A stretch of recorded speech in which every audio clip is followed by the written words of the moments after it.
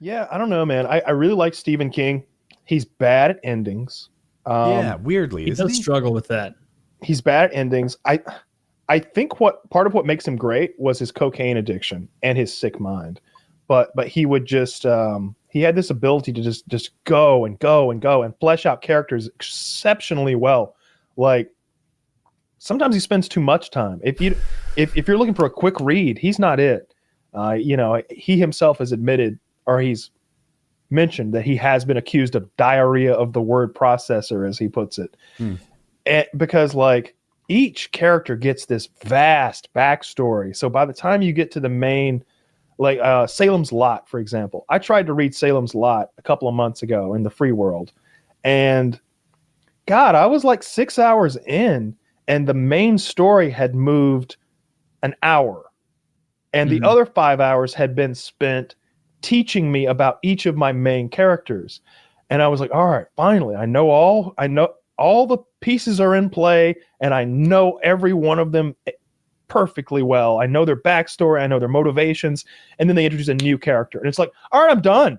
I'm fucking done. That shit is unreal. I read this book from Stephen King recently, or within the last year or two, and it's about like all these kids with like special powers of the mind or something. Like they get taken to a special school. What was it called? I don't remember what it was called. The Asylum or something like that. What was that, Dick? Okay. X-Men? Wasn't X-Men. This is a Stephen King book. But so they all go to the special school and whatnot. But like you're right. The first, and it's a 1,000-page book. You're 400 pages in, and like you're just now finishing up about learning about Ian, the ninth kid, and they've all the stories have happened within the confines of this school. And then you're like, fucking finally, and you finish that. And I remember turning to the next page, and it was like, it was a beautiful beach day for Sandy. And it was like 30 years earlier. It's like, oh, no, come on, man. Come on. We cannot get to page 500, and you're introducing brand new beeline plots in the past for minor characters from the first third. Like he gets in his own head. Was it called The Institute? It was called The Institute, and it was a great plot. But that book could have been 300 pages shorter without missing out on much. What was the one that Kyle liked it especially, and I think the title was a number, a date. 11/22/63. The show? He weaponizes autism too. I just want to quit there. Kyle has his own lane where of things that he's very good at. Anyway, absolutely. Yeah, that thing set up a universe that was super fascinating, but then there were other parts of it that I don't know. You didn't like the love story, and I found it so endearing. It was right? the love story. Oh yeah.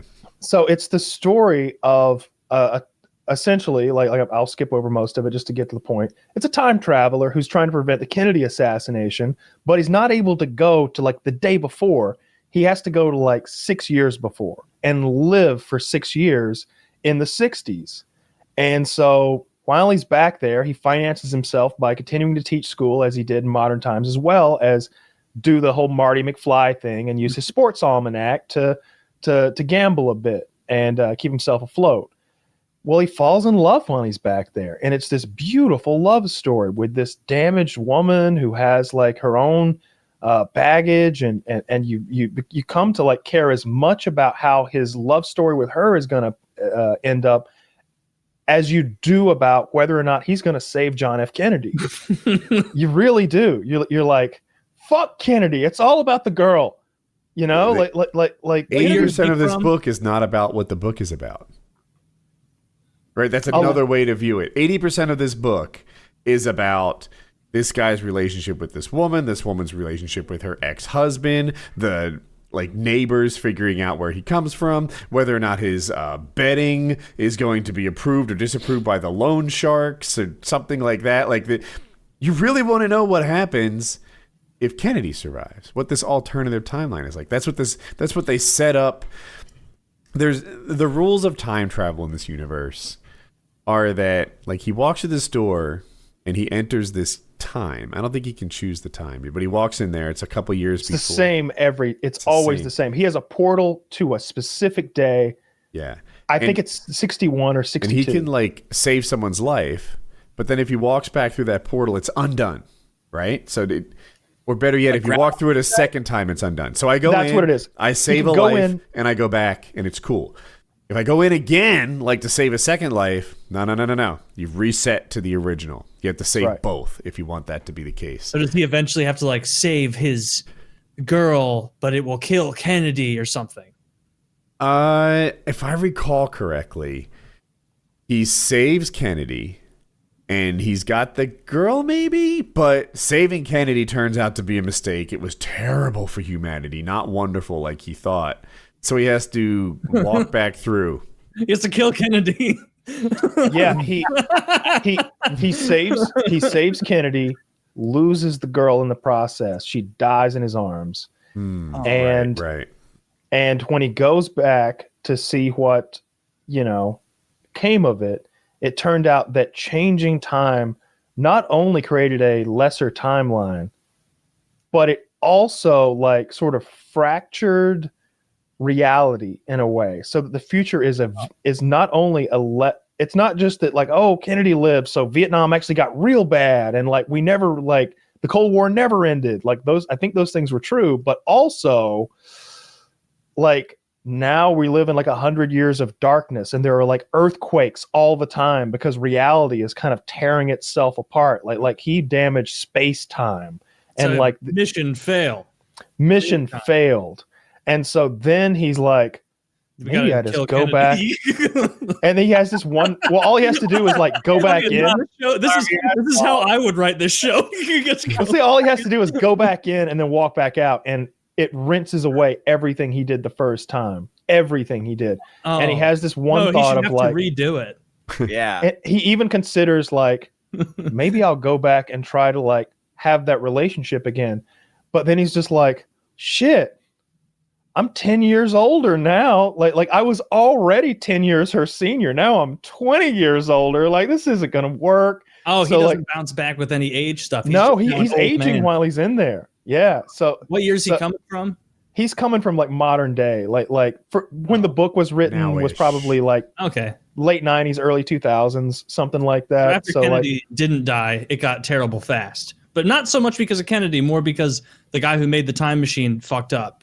It was more because altering time is just a no-go. It damaged the universe in some way. Like I said, there are like earthquakes all over the world, like terrible earthquakes all the time, and the sky is darkness, and there are lightning storms, and like the streets are full of like roaming hoodlums doing violence. Bothered me a lot. Like if he really focused on, hey, here's an alternative timeline where without Kennedy's death, people didn't get motivated to fight the Red Army. People didn't do this. People didn't do that. Vietnam played out in a different way. I think there maybe was no Vietnam. And then I think that's the case, yeah. It turns out that Vietnam actually got America to move in the right direction for some later problem. So it sucked, but at least it was good in this other way.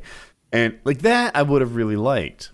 But thunderstorms and earthquakes and volcanoes and shit like that. It's like, this is just like a cop-out. Yeah, that's lost the plot. Yeah. Like it should all be time-related, not like, oh, the rift has caused geological and thermal disruption. It's like, that's how he is with endings, man. They don't end the way you want. Like, look, and then I told him how to end it better. And the sweetest part of the whole thing is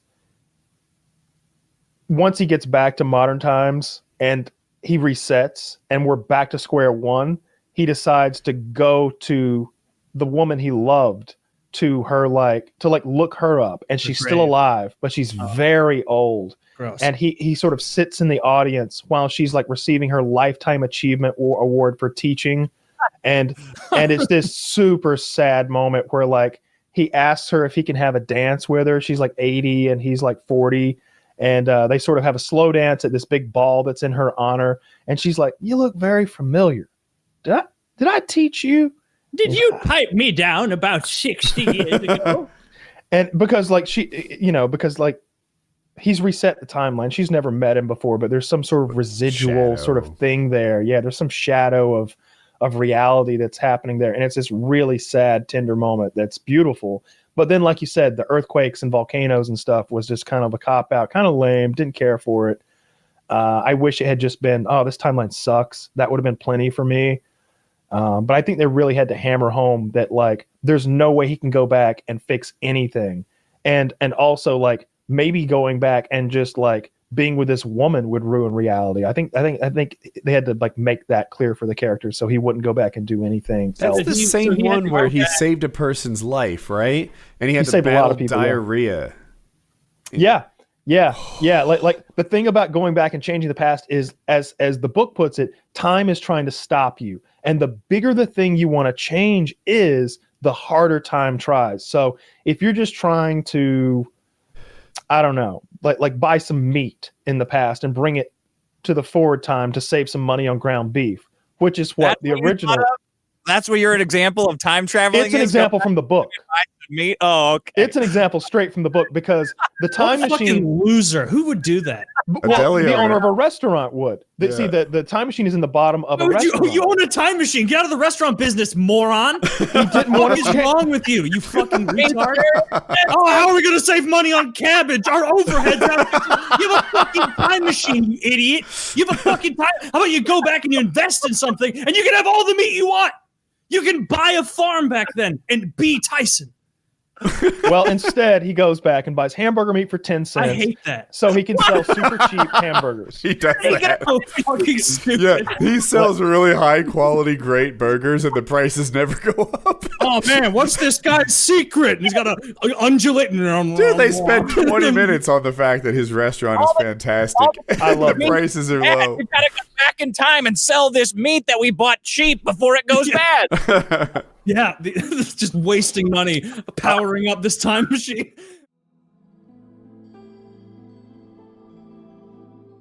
Was the library so shitty that you had to get your own books sent in? The library? Library.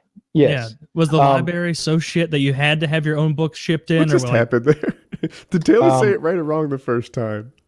He said it wrong. He said library. And there is no library at Talladega Federal Prison Camp, but there is a library. And the library. So I got Lord of the Rings out of there, and it was in like new condition. And I found it was in there in virtually new condition. A few books were, but like the Harry Potter books were like just destroyed. So like I got my own sent in, and also like I knew exactly what I wanted for the most part. So like if I was making a request, I wanted what I wanted, and they didn't have it there. But there was a lot in there. Like this isn't like a nice public library, but the Stephen King section is like a whole shelf, and the Dean Koontz section is a whole shelf. And it sounds like Netflix, where if you want a particular book, you're fucked. But if you want a category of book, there's one there for you. Oh, certainly. Do you want a book that's tangentially related to what you wanted? Welcome to Netflix. Here's three tangentially related books. Yeah. The Stephen King section was nice though, and I'm really into Stephen King right now. I'm going to keep reading more and more of that. And he's got like 55 books or so. Oh yeah, a good one for you to look into is Gerald's Game. I've seen the show. The last one I was reading was Under the Dome, which they made. I never read it. They made a TV show out of it. I was about 200 pages in. It's very thick. It's fascinating. A town just inexplicably and suddenly is covered in a transparent dome that is impenetrable, and it's like nobody knows what to do. They're just stuck in there. Stephen King also. Yeah. Another good one, Pet Sematary. Like if you watch the movie, you'll be like, "This is dumb. Who fucking cares?" But the book is actually really good. Mm-hmm. So. Yeah, I've heard the same thing. I saw actually Joe Rogan and Joey Diaz were talking about that about 9 months ago about how the Pet Sematary movie is kind of lame, but the book is very good. Yep. Yeah, it is. Yeah, The Shining's a good one too. But The Shining was great as a movie. Dr. Sleep, they're completely different. Very different, the book from the movie. And Dr. Sleep, I believe, is the sequel to The Shining, and there's a movie for that coming out soon. My cellmate next to me, he was reading Dr. Sleep. I got the gay black guy. I would always like, when I take a break, I'd be like, dude, you got to get into Stephen King shit, because he read too. And by the time I was done, by the time I left, he was 2 or 3 books in. Like he was just reading whatever I just had read because I was telling him what it was like. He writes books as quickly as you can read them. That's amazing about Stephen King. Yeah, he does. I don't remember how many pages a day, every day, no matter what, but it's at least 10. It's a lot. He was such a. I remember this story about him somehow, but he was such like an alcoholic during the Cujo, like his book Cujo about the dog, that like he doesn't remember writing it at all. Yeah, I'm not surprised. A lot of people say that his writing wasn't as good after the car accident. He was a pedestrian hit by a car and just mauled. His body was just fucking ruined. And they say that he's not as good since. But the Mr. Mercedes book and the Finders Keepers book that I read, I found to be excellent. Just really good stuff. I don't know. And he's a student of writing. The Finders Keepers book is a scenario in which basically this guy is obsessed with a writer. The writer wrote 3 books and then stopped writing. And in the 3rd book, the main character completely turns head over heels his like point of view in life and goes from being a rebel without a cause to like working at an ad agency and getting a house and getting a wife and kids. And he hated this guy. And so he went and robbed the guy and stole all these manuscripts the guy had written for future books. And he's got the next 2 sequels that the old guy was never going to release to the public. They were just for him. Murders the old guy. Then he goes and he hides the books. He's afraid the cops are going to catch him. Then he goes to prison for 35 years on a completely separate crime. Damn. The whole time thinking, getting raped a lot. The whole time thinking, one of these days I'm going to get out and I'm going to be able to read those books and I'm going to know what happens to the main character, Jimmy Gold. I'm going to find it. They're mine. They're only mine. A little boy finds them a year before he gets released, finds the cash in there, starts using the cash to support his family during the financial crisis. And starts using, and the boy is into literature. He reads the books, loves them, realizes who they're from, and with a little research realizes their value, and he starts trying to sell them right about the time the guy gets out of prison. And so you've got this crazy situation where like they're worth millions of dollars. Mm-hmm. Like this guy was like a world considered like the top 5 writers of all time. He's like a Faulkner or a Hemingway or something. And so you've got this ex-con who went in at 23 and is now 59 after coming out after 36 years in prison, who cares about nothing in the world but these books and is willing to hatchet murder people and torture or whatever it takes. And he does all those things to get to those books. And you've got a 17-year-old boy who just wants to sell them so his little sister can go to private school. And meanwhile, you've got the cop from the first series of books who ends up in the middle of it trying to solve the mystery and protect the boy from the madman. And it's really good. It's not as good as the first one, I didn't think, but it's only because I felt that like sounds really interesting. the bad guy in the first book is literally a motherfucker who's insane. Like he fucks his own mother. He's obsessed with her. Is that what motherfucker means? Yeah. I always thought it was fucking anyone who was a mom, which involved like most husbands. I'm a mother. No, you can be cool by fucking somebody else's mom. We can fuck each other's mothers, fucking each other's moms. Oh, and we'll leave prison talk after this, but this is one I had like bolded and underlined to ask. How was the masturbation situation? Was there any, or was it like, I'm not risking this? I abstained the entire time.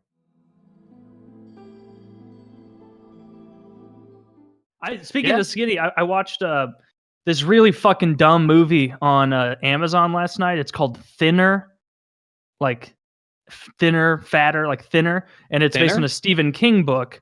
And the fucking the plot of it is this big fat fucking attorney.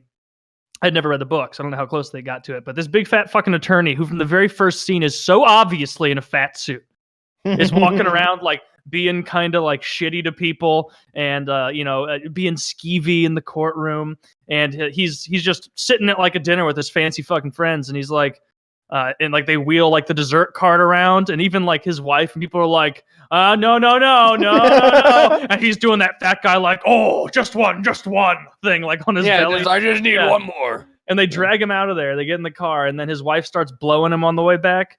Long story short, he doesn't notice a gypsy woman walking out in front of him. He barrels into this gypsy woman, kills her. Classic. And like then he and the judge and like some other fucking dude rig it all so that like he gets off scot-free. So it's like, she walked out into traffic. You should have known. And when really he was getting his dick sucked, and that's why he didn't see her. The dangers of roadhead. Exactly. You know, it is not safe. No, I never feel like I'm driving safely when I get my dick sucked in the car. I don't think any of us. And then a gypsy woman a gypsy man comes out and like touches his face and goes like thinner, and then leaves. And this whole time his wife's been bitching and moaning at him to lose weight, and then he gets home and he still is eating shit, and she's like tracking it on her little like old chart, and he's like down to 283. She's like, You've lost 40 pounds in 2 weeks? And he's like, yeah, it's going great. And then like he keeps losing weight precipitously. And so there are scenes of him just like sitting like just with whole pies like and like he finally snaps and he's like, I'm eating 12,000 calories a day and I'm losing 3 pounds a day. I don't know what's gonna happen. And it gets to the point like they take away a fat suit like every 20 minutes of the film. But the problem is like by the end of it, where he gets to his normal self, he's not skinny enough. So what do? They add like other makeup to make him look gaunt as shit. And like at a couple of occasions, he's like talking to the fucking gypsy, trying to get him to like remove the curse. And he's like, it's those like terrible like porn angles or something where he's like, yeah, you need to take it away. Look at me. And then he like reaches down to lift his shirt up, and then he does, and it's just from the neck down, and it's like emaciated, the smallest little man. And then he puts it back down, and he's a normal man again with his fucking face. And this movie, my God, I can't recommend a better waste of time than this fucking film. This was so dumb. Again? Thinner. I'm shocked that neither of you have seen Thinner before. It's a classic. No, it's real bad. Don't but it could be a classic if it's fucking horrible. Didn't it come out of left field? It's got a 5.7. Like, that can't be that bad. It's not that bad. Didn't it come out of left field, though, when, like, the gangster comes out of nowhere in the third act and is like, yeah, I'll help you get this. Yeah. Like, the attorney had gotten, like, one fucking Dago off.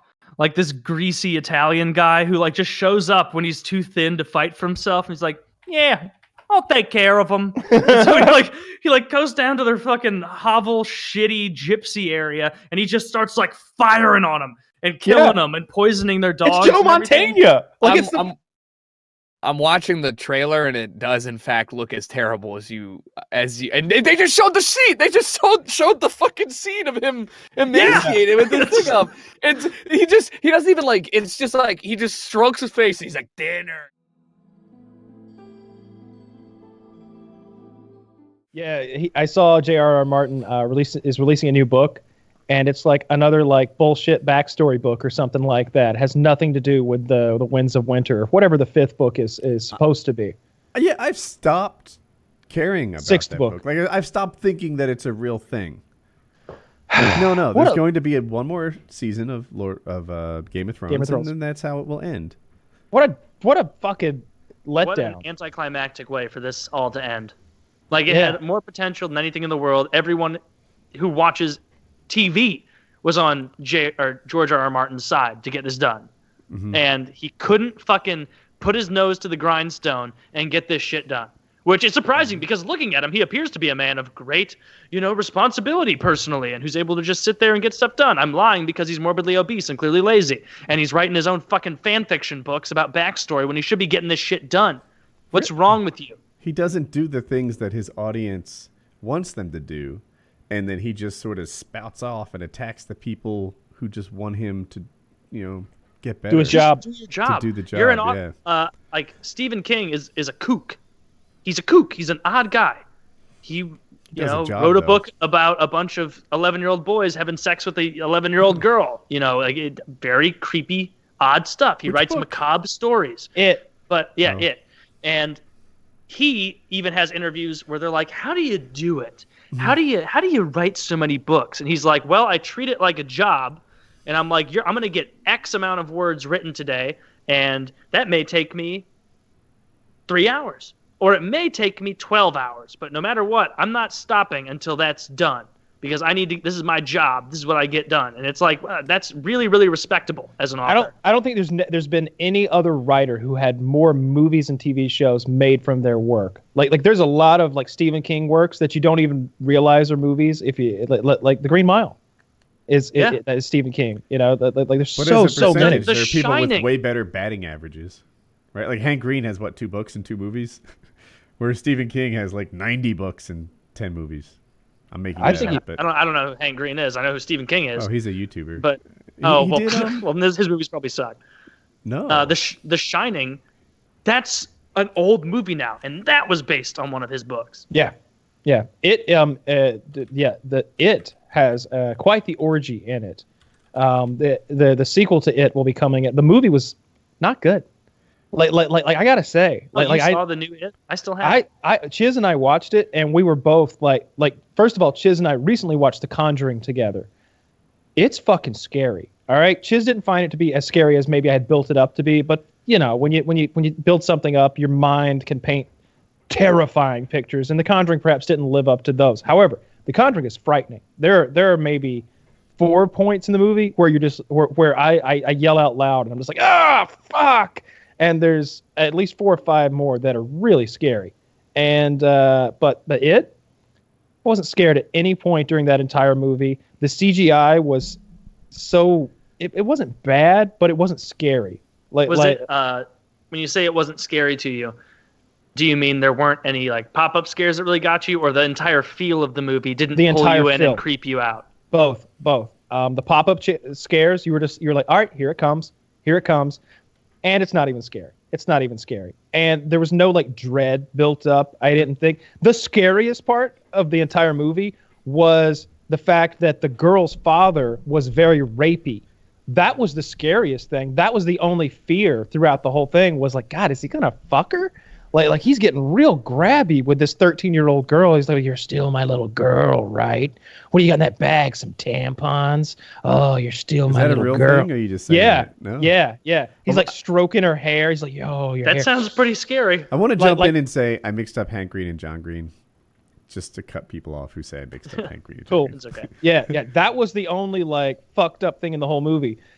The like, you know, the monster, which sort of takes on the form of whatever you're most afraid of. Like I mean, at one point it grabs a little boy and rips his arm off, but the in practice it's not scary. You're just like, I guess that kid's gonna die.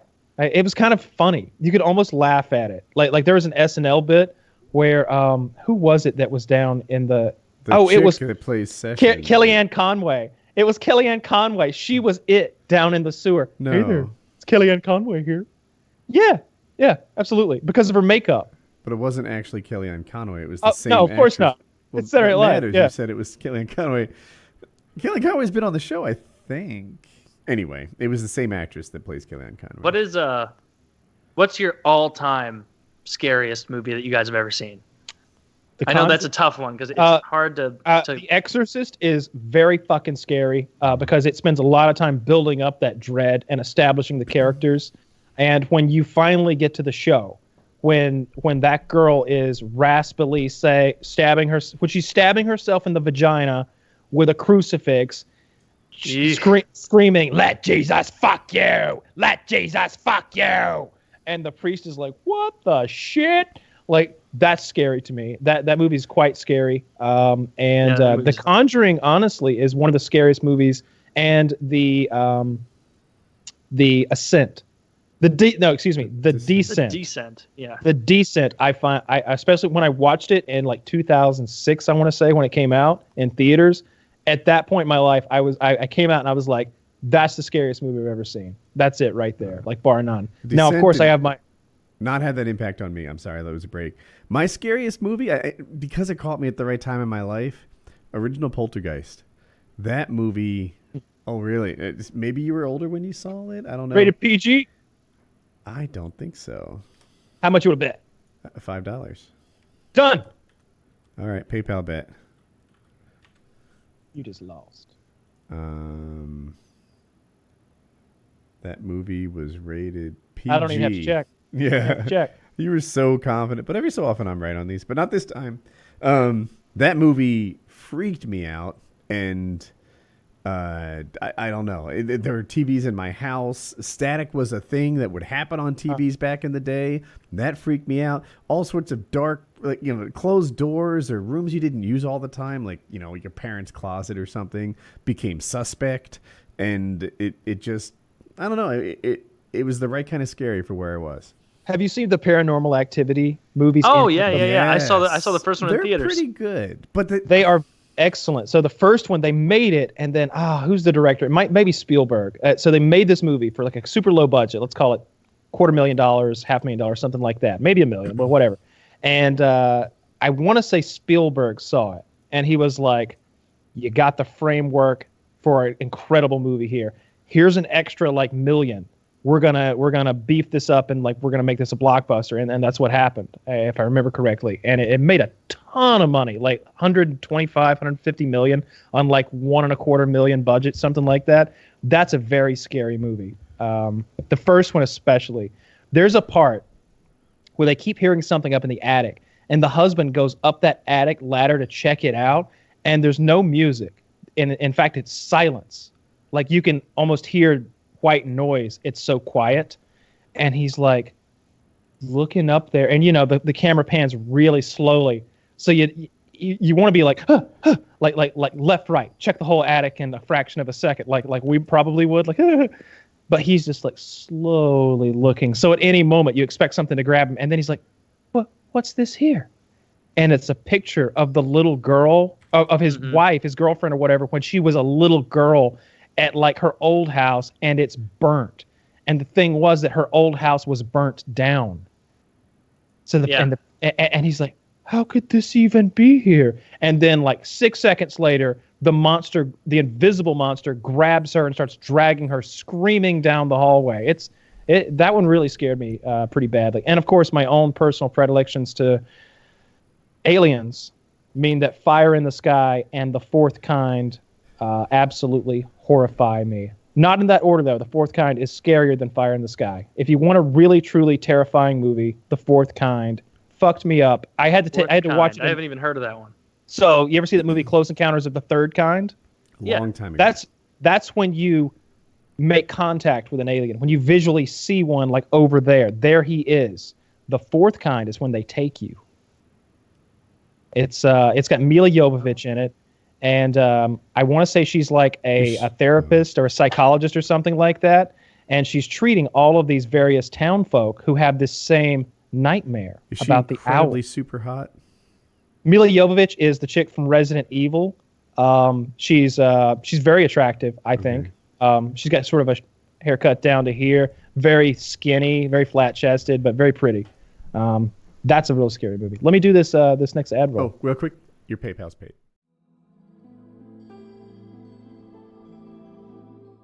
So when I hear someone went 80, I'm like, yeah, that's a pretty damn good run, because the 90s just seem like they're worthless to me currently. The 80s, even Clint Eastwood is like 93, I think, roughly, whatever. Mhm. But He's an I don't think exception. he's like the exception to the rule. You've got like a millionaire, like fit guy, clearly stayed fit his whole life on purpose. Mhm. And still, that's like shit. He's not jogging. Is he still getting laid? Probably not. I bet if he wants to, he is. I guess if he coupon wants code to. for Blue Chew if he needs to. I mean, I'm sure the hardware could muster, but I don't know if he still got the will. 90. He was a mayor in the 80s. I didn't know. Mayor of Carmel by the Sea. He's a Republican. Somewhere in Big California. He is a Republican. Republican. Yep. Remember, That makes he had sense. that Looks thing like where he he's spoke to the empty libertarian now. chair with Obama. That was, I even made fun of it. But in truth, I did get it. I was just making fun of it. If people don't know, he went up, I think it was the Republican National Convention, and he talked to an empty chair.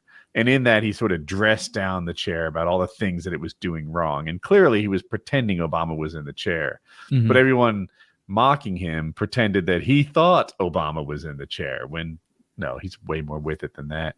And I think they asked him to, like, what is it called when they impromptu something? Ad lib? What am I looking for? Improv. Thank you. Yeah. I think he had to improv that whole speech. I'm not sure about that, though. So it was a lot better than Improving a whole thought. speech would be hard. Yeah, I think he's a good speaker and he's passionate about what he was talking about. I like Clint Eastwood a lot. I love his movies. I like the ones that he directs more than the ones he acted in, and that's saying something because he's one of my favorite What's actors. he directed other than Gran Torino? He's done all of his stuff for Unforgiven. He directed Unforgiven. That's if you've never seen The Unforgiven, that's That's like the anti-Western. That's he bought the rights to that when he was a younger man, and he waited until he was old enough to play the role. And it's tremendous. He plays William Money, a retired gunfighter and criminal who comes out of retirement when the opportunity to make good on a bounty again that's been set on a man who cut up a whore's face comes up. This man, the whore laughed at his little dick.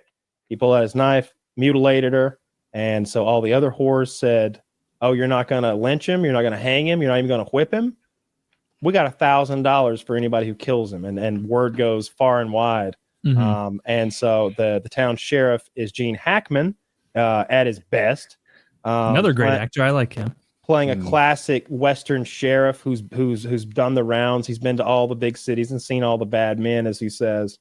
And William Money plays the traditional outlaw who's throughout the film, they have this recurring theme where Morgan Freeman, his best friend, says, "Remember that time you did this and that crazy things, you know?" And Clint Eastwood was, "I'm not like that anymore. I'm not like that anymore."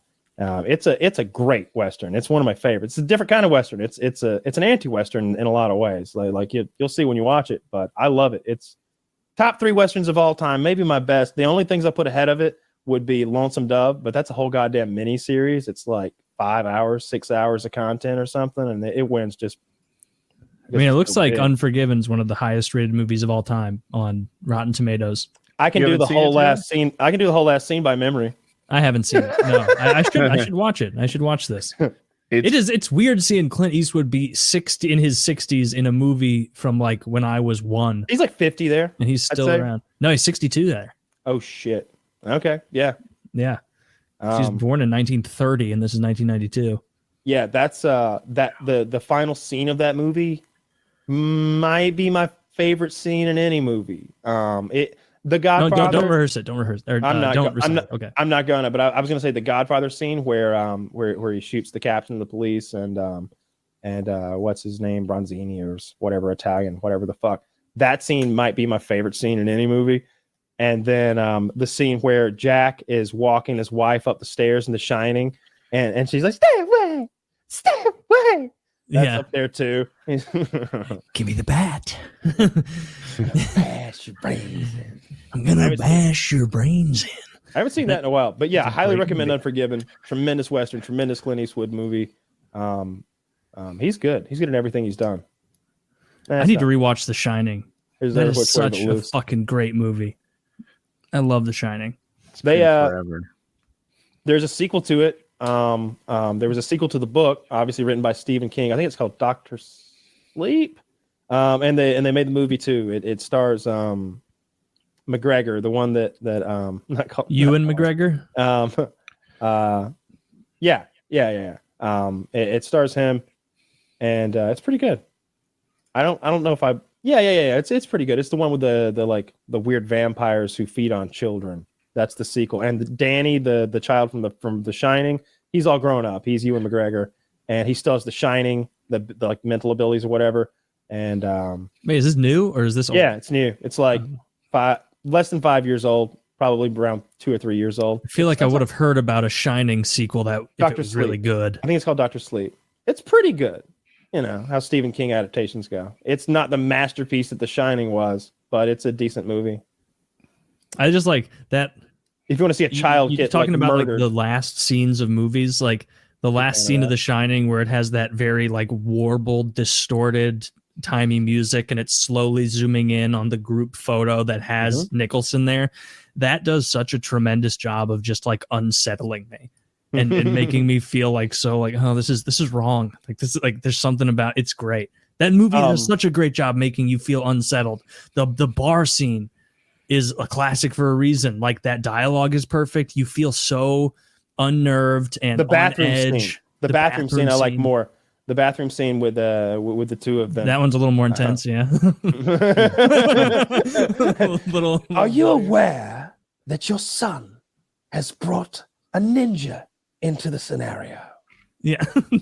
And Nicholson's like, a ninja?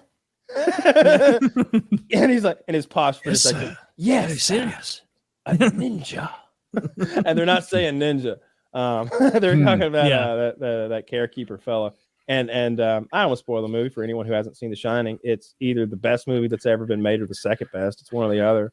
It's very fucking good. One of the best horror movies of all time. Yeah, probably second best horror movie behind The Thing. There's also, if you want something cool to watch that's scary, there's The Barbarian that just came out. I think it's free to watch somewhere on one of the services I have. Yet. That's the Airbnb scary one where she shows up to the Airbnb. There's already a guy there, and he's like, "Come on, stay. If I can take a picture of my ID, send it to your friends. Like, lock yourself in the room. I'm not a crazy person. You can't go out there. Where are you gonna go?" And they agree to stay, and then things get creepy. And then I watched Nope finally by Jordan Peele, which I thought was tremendous. I really liked that. That was, I don't know, that had me going for a while. And when I finally got to the bottom of everything, I was pleasantly surprised, and I thought it was cool what they did. And their visual effects were really neat. And there were times when, the movie's called Nope. And I think kind of the idea is that if a black person was in a horror movie, they'd be like, "Nope," and just turn around and and there's a couple times in the movie where it's like, a white person would have died right here. A white person would have got the fuck out of the car. A white person would have opened that door, and he's just like, "Mm-mm. Mm-mm." I want to see it now. I didn't know that. I didn't know that was the idea at all. That was. It's not the idea, I don't think, but it's there. It's definitely there. And it happens a couple times. I mean, I don't think I'd be brave enough in any. Like that's the thing in every horror movie, right? Is you watch and you're thinking like, "Get out of there! Stop that! Don't do that! That's foolish!" Like, sure. Do you think you'd be brave enough if there's a ghoul on you, and even if you don't believe in ghouls and goblins, and you hear a screech behind you, are you popping out of your fucking rental car and going, "Get off my ass"? Like, it depends. No, I'm driving away. I'm not going looking for anything. But if the ghoul grabs Taylor, I'm going to have to help, right? Like, I'm not going to leave you behind. I appreciate that, man. Well, I'm not going to let the ghouls get you. No, I would. Right? Once they feed on your biomass, there's no way Woody and I can contend with them. There's no stopping them. I mean, I have to be 200,000 calories. Once the ghouls have Taylor, it's do or die right here. We have to win. Sometimes it seems like there's very specific rules. Like they can't exit the shadow. They can only attack when you're not looking. And I'm like, well, why don't they set up the situation to be more to their advantage? Why isn't there a wall at your back? If they can only attack you from the back, put a wall at your back. There's a YouTube channel, and they go through every scary movie ever. And they're like, point by point. And they're like, why didn't they just do this instead? Would have been very easy just to drive away here or make a phone call. I can't remember. But it's called How to Survive and then Enter a Scary Movie. Do that. And he just goes through not just sometimes at the very beginning, it's like, hey, turn around and you live, right? But it's not that simpleton and silly. It's like point by point. It's like, what you want to do here is hit them in the knees and then go. Yeah, there'll actually be some substance to it. They're fun. But most horror movies now require you to get cell phones out of the equation. So there's always got to be a reason for that. Right. Cell phones have to be eliminated for a huge amount. Like even stuff like Seinfeld.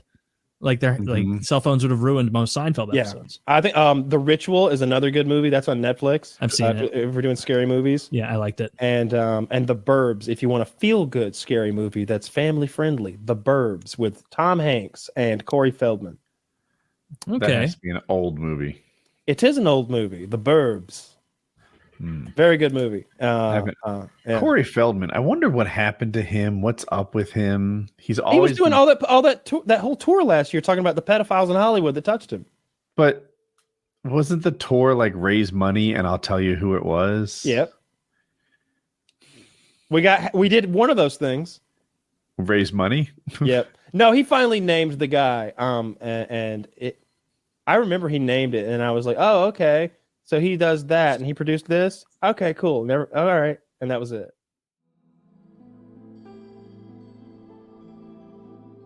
I was just thinking that that's one of those instances of things that don't hold up quite as well. I saw a YouTube clip of it the other day. I'm not sure I've ever seen the whole movie, but yeah, Stephen King's been so goddamn prolific that there's dozens of movies based on his books that you don't even know that are Stephen King movies. Like Dreamcatcher is another one that's kind of so-so. It's got Captain Winters in it from Band of Brothers. Dreamcatcher is kind of a cool movie. It's kind of an interesting film. It's a guilty pleasure. It's one of the movies that I'll fully admit, don't go watch this unless you're ready for a movie with some serious flaws. That's right. But Dreamcatcher's kind of cool. Well, Dreamcatcher caught me by surprise because I didn't know the story. So I went and saw it and I was like, this is an interesting story. And then it twists and then it twists again. And you're like, what the fuck is going on in this movie? Sorry, Kyle, go ahead. No, it's one of those movies that you can tell it's a Stephen King movie or based on one. I've read the book too. I like the book more, but it's I like to watch the movie first sometimes, so I have those characters to picture because like casting does a good job at giving you somebody good to picture anyway. But it's an alien invasion movie with eels that go up people's asses. Oh, you spoiled it. Mark Wahlberg's brother plays a retard with cancer who like turns into a big glow monster at the end and saves the day. No, you're spoiling it. You're spoiling it all. Some kids at the beginning tried to force feed this mentally handicapped child a dog turd, and then like our characters come in and like leave him the fuck alone and like make the special needs kid like their fucking like fourth member of their friend like group. Their mascot. No, like their best fucking friend, because he's got these. He's not just retarded; he's magical. He's from another planet, and so he can like do this twirly. He has powers. Yeah, it's really cool. It's really fucking cool. He gives them all powers too, so you get to see them going about their lives with their powers and not doing well. I think it begins when they skip forward to the adult versions. One of the characters got a gun in his mouth, and he's like, "This is it. Here we go." And his phone rings, and it's one of his other buddies. It's like, "What you doing?" Same shit, different day. Just about to kill himself. Not to kill myself. Jesus Christ. Guilty pleasure movie. I like it a lot. But I wouldn't recommend it as like, if you value your 2 hours, like you might walk away from this being like, Kyle recommended another shitty fucking movie. Kyle, you're the only other person in the world that likes Dreamcatcher besides me. I have not been able to find anybody else that likes this movie.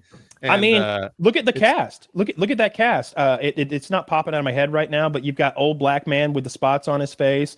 Morgan Freeman. You've got alcoholic white man who's his buddy who's known for like abusing women. What's his name? The short hair. Oh, My Name is Earl. He's in it. You've got he's in there. He plays a really good character. All the way through it, good characters. And I think John Cleese might be the voice of the alien. He's like, here we go again, the memory warehouse. Like whoever that is doing that voice, I think that might be John Cleese. But there's a quote from that movie that I use all the time.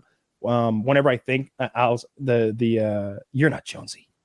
I use that all the time. Yeah. No one has ever known what the fuck I meant. No one, not once ever. But yeah, well, Bruce a shitty movie. I know. A shitty movie that I like a lot. All right, so here's my conspiracy theory, right? Okay. Yes. The world about 10 days ago was in kind of a weird place, right?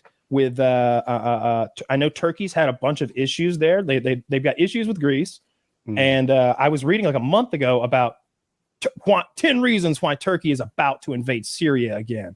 Oh my god! And then I saw there's the whole issue where I believe Erdogan, whatever his name is, who rules Turkey, that guy who came over here and beat up U.S. citizens and then got away with it.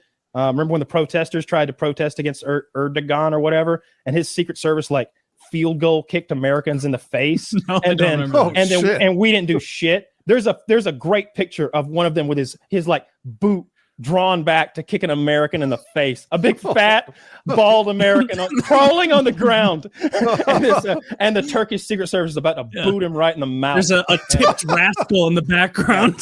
So anyway, that guy and his nation of Turkey were struck by a catastrophic earthquake, two of them. I can't remember immediately. Oh, and there's also the issue with the NATO thing where they're holding up the NATO charter of that other country unless a different country makes burning of the Quran illegal. And here he is. There's a different one. They did a lot of kicking. They did a lot of kicking. The guy just deadpan taking a photo on the right. Like, I think I'll stay over here. Oh, not again. I don't know why I made him sound like that. So I think maybe the United States hit Turkey with a seismic weapon and caused this gigantic earthquake, right? destabilized the whole region, killed all those people. And look what it's like right now. Turkey and Greece have this pact where anytime there's an earthquake, fuck whatever's going on, drop the swords, drop the guns, earthquake time, so that's engaged. Do we have seismic weapons? Maybe, and so there's a non-zero chance. You've also the idea of them now invading Syria, completely off the table. Not only is there a huge cleanup and people dying on the ground and like rescue attempts needing to be made, Erdogan or whatever his fucking name is in a lot of trouble. They want to know where that $30 billion went that was meant for infrastructure for earthquakes. They want to know where that money went. You know what his response was?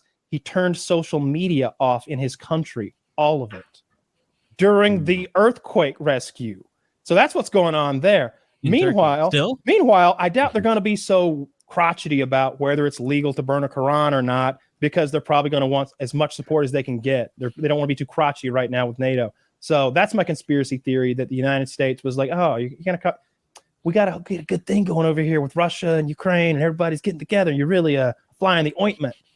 Maybe we'll just like shake you up a little bit, make your buildings crush. That's what I think happened. Kyle, I'm going to add to this, because if we do have seismic weapons, I think there is an aircraft that we use to deliver those seismic weapons called the TR-3B. Have you heard of the TR-3B before? I have not. No. It is this. You should Google it, but also hopefully we can get a picture of it. TR-3B is like basically this black triangle. It looks like kind of a stealth bomber, but it also looks like a UFO. And apparently, it's a completely silent, magnet-powered aircraft. That now you're getting into some sci-fi. I was talking about real stuff. No, this is real. This is real. People are saying that this could be. Yeah, but the picture says definite PS. there's footage of this thing everywhere. So there's actual videos of what looks like this aircraft all over. It's not just this picture. You're gonna have to show me one of the pictures that don't look fake. Is there one of it flying? Maybe like a good flying. Yeah. No, there is footage. Hopefully, like I said, Zach will be able to pull it up. But is it called the Black? I don't believe that exists. You don't believe the TR-3B, but you believe that we have seismic weapons? Why would that be necessary? There it is. Look, right there. I believe in seismic weapons because they've been long theorized, and Hugo Chavez, before he randomly died of cancer suddenly, accused the United States of having them. That was also right after he made the joke at the UN about George W. Bush. Remember, George W. Bush addresses the UN. Hugo Chavez goes up next, Presidente of Venezuela, and he says, I can smell the sulfur is in the air. Satan just walked away. I can smell the sulfur. And then he went into some anti-American rant. He came up with deadly cancer and died very quickly, not too long after that. But he had accused the United States of having seismic weapons. If we're to stay in the vein of hypothetical and maybe real weapons, the first EMP device that was ever created on purpose anyway was a test they did where they took a high altitude balloon and they floated, I think, a 1.6 kiloton device up to about 80,000 feet, and then they detonated it.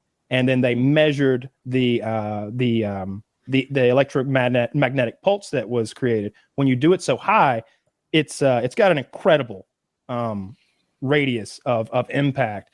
As the distance from the device increases, the intensity decreases. So the question would be how seriously would an area be impacted? But I thought that was interesting, considering that we just had let that Chinese balloon fly right over the goddamn country. And I watched a video about EMPs, and the channel. It's rare that somebody speaks so over my head continuously throughout the video that I just sit there lost. But it was mostly electrical equations, about amperage and it was equations about how the greater distance, the higher the amplitude or something. And he was out of my fucking wheelhouse. But the way he explained it was, it would be real bad news if a really strong nuclear device was detonated that high in the altitude. It wouldn't flatten buildings. It wouldn't irradiate people. It wouldn't do any of those things. But it would fry every electronic device underneath it. For how far, we don't know. It would definitely cripple our entire infrastructure.